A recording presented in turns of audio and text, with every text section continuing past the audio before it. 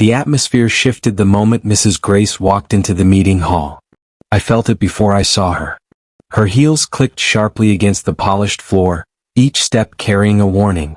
Ben followed closely behind her, his head lightly bandaged. The white gauze stood out cruelly against his dark hair, and murmurs rippled through the remaining shareholders like a wave. I caught a few widened eyes. A few exchanged glances. So they noticed too. Mr. Wilfred's expression tightened immediately.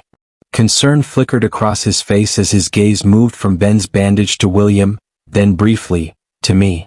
Whatever questions he had, he swallowed them whole. The meeting continued. But Mrs. Grace never took her eyes off William. She sat stiffly, lips pressed thin, her anger simmering just beneath the surface. I could practically feel how much she hated this version of him, composed, confident, commanding. This wasn't the quiet, obedient blind heir she'd built her plans around. This was a problem. William spoke only when necessary, but when he did, the room leaned in. Heads nodded. Pens scribbled. Even those who had doubted his relevance earlier, now looked unsure of themselves. Mrs. Grace's fingers clenched in her lap. When the meeting finally ended and the hall slowly emptied, the tension didn't leave, it thickened. William turned slightly, ready to leave, when her voice cut through the space like a blade. William, stay back. Everyone froze for a second, then continued leaving, pretending not to have heard. I stayed close, heart pounding. She walked toward him slowly. Why did you hit Ben on the head? William scoffed lightly, almost amused. I thought Ben just clocked 25. I guess he's still a mama's boy. The words landed hard. Ben's face flushed. Mrs. Grace looked like she might explode. Mr. Wilfred sighed deeply. William, you should apologize. For a brief moment I thought he would. I actually did. But William straightened instead. No, he said calmly. You should warn Ben not to take what belongs to me. There was complete silence. The kind that makes your ears ring. I swallowed hard. What belongs to him? The company? His position? Or me? The thought startled me so much I almost missed the way Mr. Wilfred's face darkened. Not in anger, but in realization. Mrs. Grace said nothing. Ben said nothing. The air itself seemed too afraid to move. William turned and walked away. I followed quickly, my thoughts spiraling. We left the hall together, Ben still sulking behind his mother, his eyes burning into my back. I didn't dare look at him. I didn't dare look at anyone. As we walked down the long corridor toward the exit, I realized something unsettling. I've only been here for at least 12 hours. But trouble was already staring up. And that scared me more than being poor ever did. William walked through the corridor without slowing, the sound of our footsteps echoing against the marble floor. Only when we reached the quiet wing of the mansion did he stop. Are you all right? He asked. That simple question nearly broke me. I let out a breath I didn't know I'd been holding. I think I just became a family heirloom. Then unexpectedly William laughed. It wasn't loud or dramatic. Just a soft, surprised sound, like he hadn't meant to let it escape. I blinked, startled. Trust me, he said, amusement threading through his voice. If they're fighting over you, it means you're valuable. I raised an eyebrow. That's not comforting, sir. I shook my head, trying to lighten the moment. Next time you decide to claim me in front of powerful people, maybe send a warning email. He turned slightly toward me. Even blind, I could feel his attention lock onto my face. There won't be a next time, he said quietly. The way he said it made my chest tighten. The mansion shifted after that day. Doors closed more softly behind me. Conversations paused when I entered rooms. Servants who once smiled politely now avoided my eyes like I carried something contagious. I could feel Grace's influence spreading through the house like a slow poison. By evening my dinner arrived cold. By morning my schedule had mysteriously doubled. By afternoon Ben had suddenly decided he needed my assistance. Alone. He caught me near the east hallway, leaning casually against the wall like a man who owned everything around him. You know, he said lightly, most people would kill for your position. I tilted my head. Which part? Being insulted daily or almost starting a family war? He smirked. Both. I tried to walk past him but then he stepped in front of me. Careful. he murmured. You're playing a dangerous game. I met his gaze, my pulse steady. I didn't start it. No, he agreed softly. But you're standing in the middle of it. Somewhere down the hall, footsteps approached. Ben leaned back with a grin. See you around, Alex. And just like that, William appeared at my side. Ben's smile faded. William didn't say a word. He didn't have to. His presence alone was enough to redraw the room's balance. Ben scoffed and walked away, his footsteps sharp with irritation. William turned to me. Did he say anything? I hesitated. Ben shrugged. Nothing important. I lied. William moved closer and said, Don't cause any more trouble. If anything, let me know immediately so I can settle it. I nodded immediately. As the days turned into weeks, everything changed completely, as if the mansion no longer needed my existence there. Mrs. Grace turned into my worst nightmare. Her words turned colder, her smiles thinner, her presence heavier whenever I entered a room. If William asked for tea, she questioned why I was the one bringing it.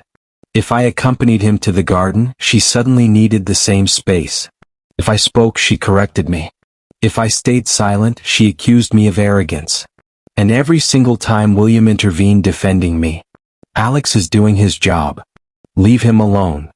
That's unnecessary. Each word from William landed like salt on an open wound. I began to feel it. The way Grace's gaze lingered on me longer than it should, the way her eyes narrowed when William reached for my arm, when he trusted me to guide him, when he asked me questions instead of her. I didn't know she had already decided what I was worth. The night everything broke, the house was unusually quiet. No music. No distant laughter. Just the hum of electricity and the ticking of time. William had complained earlier that his eyes felt strained, more sensitive than usual. I assumed it was exhaustion.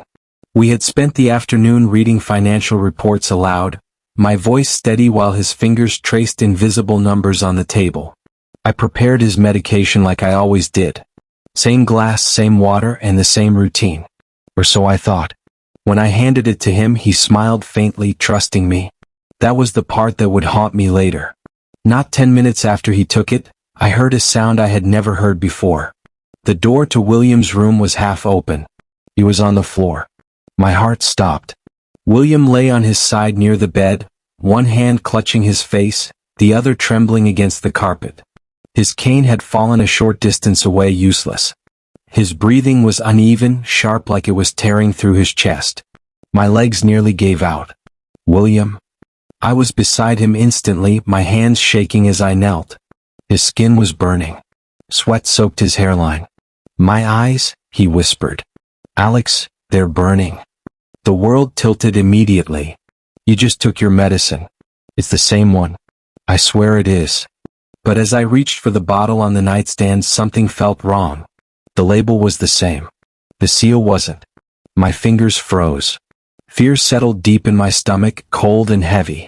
I helped him up with trembling arms, guiding him back onto the bed.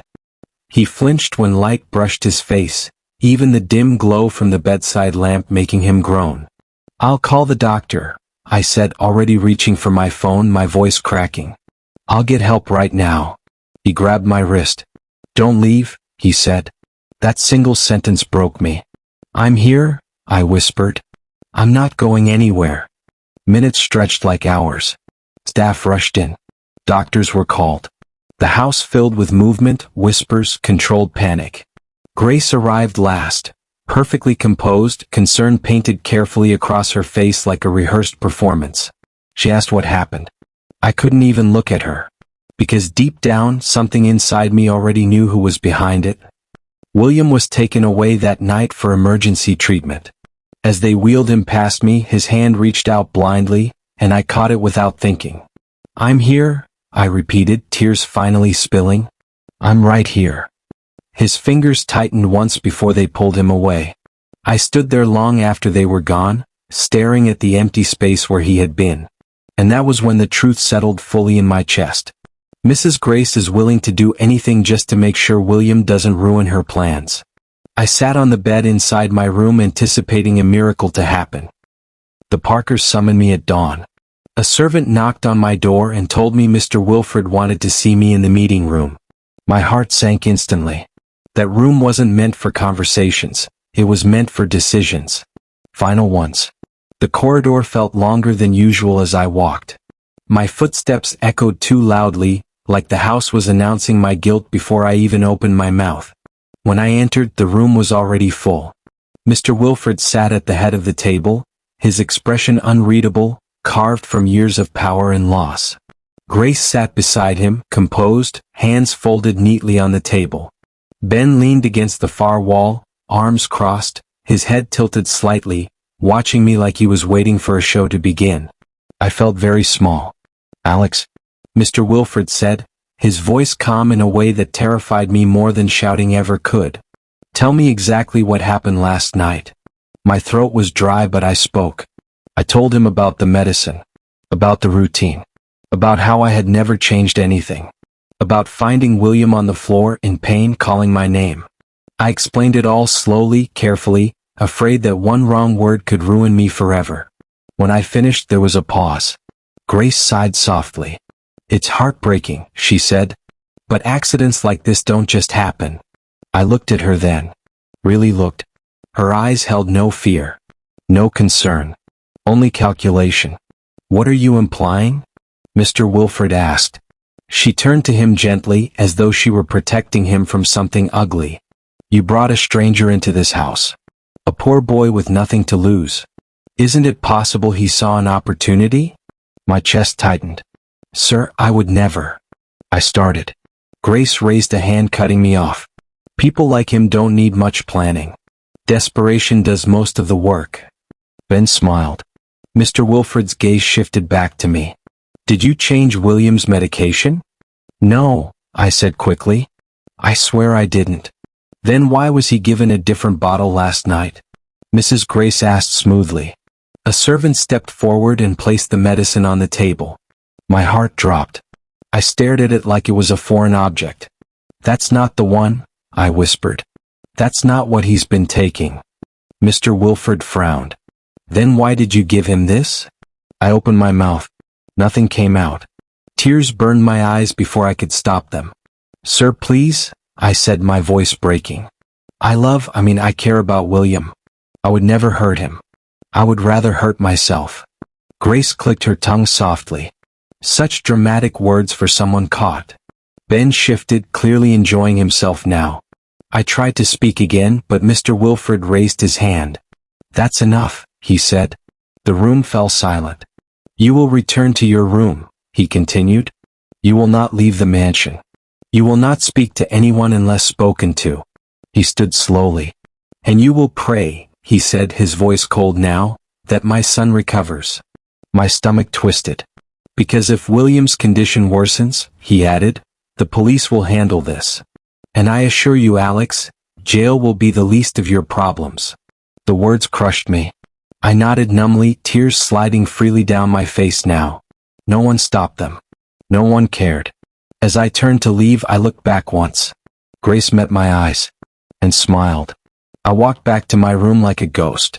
For the first time since entering the Parker mansion, I understood something with terrifying clarity.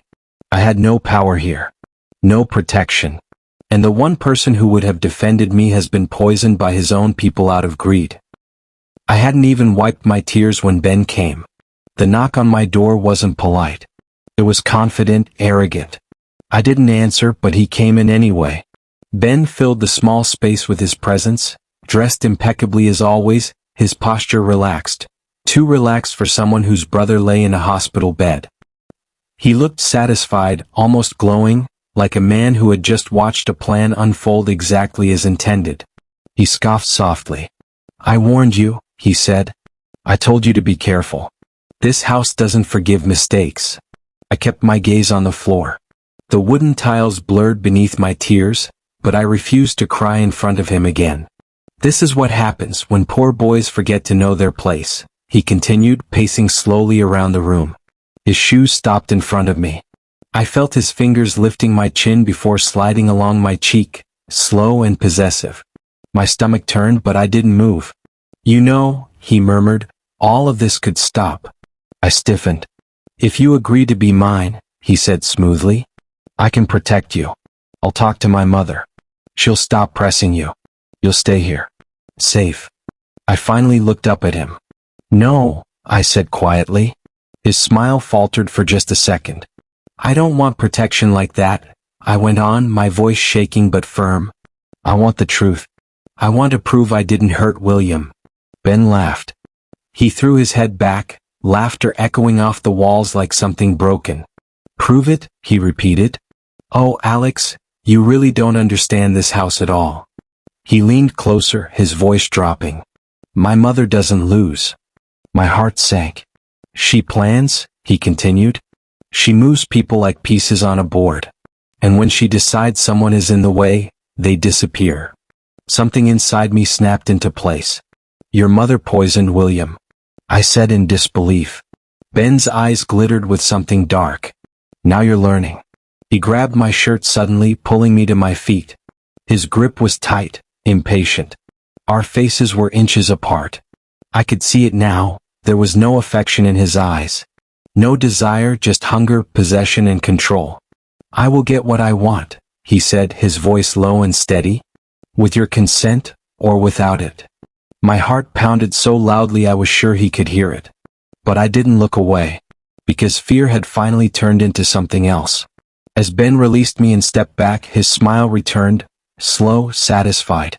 He turned toward the door. Think about it, he said. You don't have much time left. When he left, the room felt colder. But I wasn't shaking anymore, because now I knew the truth. Days passed slowly after Ben left my room, each one heavier than the last. I moved through the mansion like a shadow, quiet, careful, unseen. Then one morning, I overheard a servant whisper that William was getting better. The pain in his eyes had eased. The doctors were hopeful. That was all it took. I went straight to Mr. Wilfred. I didn't plan my words. I didn't rehearse my courage. When I reached the meeting room, I dropped to my knees before he could even speak. The cold floor pressed into my skin, but I welcomed it. I want to quit, I said, my voice breaking. Please. I don't want anything else. I just want to leave. The room was silent for a long moment. Instead, Mr. Wilfred sighed. Stand up, Alex, he said quietly. I know you didn't hurt my son, he continued. My breath caught. This house, he said, looking away, has made many enemies in the name of power. Tears streamed freely now. You may leave today, he said. And when you do, know that William will ask for you. I will tell him the truth. I bowed deeply, unable to speak. I left the Parker mansion with nothing but a small bag and a heart full of unfinished feelings. And yet I felt free. Starting over was terrifying. I used the money I had saved to open a modest restaurant tucked into a quiet street. Nothing fancy. Business didn't explode overnight, but it grew slowly. At night, when the lights dimmed and the chairs were stacked, I thought of William. I wondered if he was healing, if he remembered me. A month passed. I was closing up one evening when I felt it, that strange pull, like being watched. Then, I looked up. A sleek black car was parked across the street, out of place among the old buildings. A man stood beside it, tall and still, his figure half hidden in shadow. My heart skipped. He stepped forward, into the light. William, I whispered. He smiled, and for the first time he looked directly at me. I can see now, he said. I didn't want to waste it on anyone else. I didn't remember running.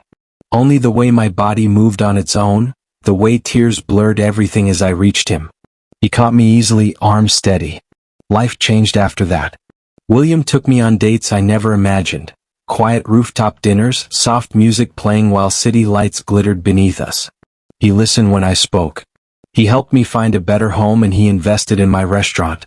It grew, expanded, became a place people lined up for. One evening, as we sat together after closing, he reached for my hand, pulled me over and kissed me. It felt unreal at first. I love you, Alex, he said, looking at me passionately. Those words sent a deep chill inside of me. I never thought William could have fallen for someone like me. I counted myself lucky. I smiled at him and whispered, I love you too. From that day onward, life got better. Please like, comment, and subscribe to my channel for more interesting BL stories. Thanks for watching.